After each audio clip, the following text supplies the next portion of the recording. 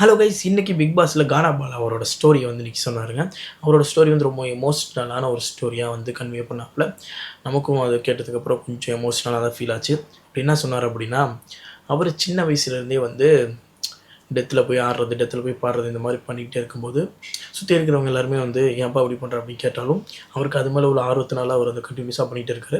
அது மூலமாக அவர் சம்பாதிக்கவும் செய்கிறாரு. அந்த சம்பாரித்த காசு எல்லாமே சேர்த்து வைக்காமல் ஃப்ரெண்ட்ஸோடு சேர்ந்து அந்த காசை வந்து ஃபுல்லாகவே செலவு பண்ணிகிட்டே சுற்றிட்டு இருக்காப்புல. ஒரு கட்டத்தில் வந்து என்ன ஆகுதுன்னா, அவங்க அம்மா வந்து ஒரு 81 வயசில் வந்து இறந்துடுறாங்க. அதுக்கப்புறம் அவருக்கு என்ன ஒரு சந்தோஷம்னா, அவங்க அம்மா வந்து அவங்க கல்யாணத்தை பார்த்துட்டாங்க, அவங்களோட பசங்களை பார்த்துட்டாங்க அப்படின்ற ஒரு சந்தோஷம் தான் இருக்கார். அதுக்கப்புறம் அவங்க ஒய்ஃபு, அவங்க குழந்தைங்க, அவங்க ஒய்ஃப் வந்து அவர் ரொம்ப சித்திரவதை பண்ணுவார், ரொம்ப சண்டை போடுவாராம். அதுக்கப்புறம் ஒய்ஃப் சின்ன சின்ன ஆசையும் அவர் நிறைவேற்றாமல் அவங்க தீபாவளி கொண்டாடணும்னு சொல்லுவாங்க, அப்புறம் பர்த்டே செலிப்ரேட் பண்ணணும் அப்படின்னு சொல்லும்போது ஒவ்வொரு விஷயத்துக்கும் அவர் வந்து ரொம்ப கோவப்பட்டு அது ஒரு மாதிரி டென்ஷன் ஆகி இந்த மாதிரி சண்டை போட்டுக்கிட்டே இருப்பாராம். ஒரு கட்டத்தில் என்னாச்சுன்னா, அவங்க ஒய்ஃப் வந்து கானா வினோத்தை புரிஞ்சுக்கிட்டு கானா வினோத்தை வந்து கொஞ்சம் கொஞ்சம் மாற்றி மாற்றி இப்போ வந்து ஒரு நல்ல மனிதராக, முன்னே இருந்ததுக்கு இப்போ வந்து நல்ல மனிதராக அவங்க ஒய்ஃப் வந்து மாற்றிருக்கிறதா அவர் வந்து சொல்கிறாங்க. என்னோட இன்னொரு அம்மா, என்னோட ஒய்ஃப் அப்படின்ற மாதிரி அவங்க கன்வே பண்ணி ஒரு எமோஷ்னலான ஒரு விஷயத்த வந்து சொல்லியிருக்காரு.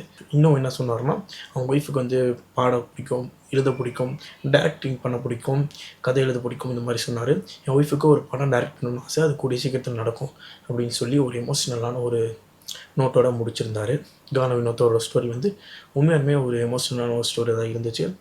இந்த பிக் பாஸில் அவர் வந்து எல்லார் மனதையும் கவர்ந்துட்டாருன்னு தான் சொல்லணும்.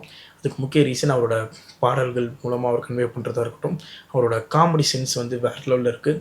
பிக் பாஸ் முடிஞ்சு வெளியே போனதுக்கப்புறம் காமெடினா அவரை வந்து ஏகப்பட்ட ரோலில் ஃபிட் பண்ணி அவரை பண்ண வைக்கலான்றது என்னோட ஒரு விருப்பம். அதே மாதிரி கவுண்டமணி செந்தில் மாதிரி திவாகர் அண்ட் வினோத் இவங்க 2 பேத்தோட காம்போல லைட்டாக படத்தில் ட்ரை பண்ணி பார்க்கலாம். ட்ரை பண்ணி கிளிக் ஆச்சுன்னா அது ஒரு செம காம்போவாக இருக்கும் இல்லையா? கண்டிப்பாக ட்ரை பண்ணி பார்க்கலாம். முகேஷ், நீங்கள் சொல்லுங்கள், உங்களுக்கு கானா வினோத்தை பிடிக்குமா பிடிக்காதுன்றதை மறக்காம கமெண்ட் பாக்ஸில் கமெண்ட் பண்ணுங்கள்.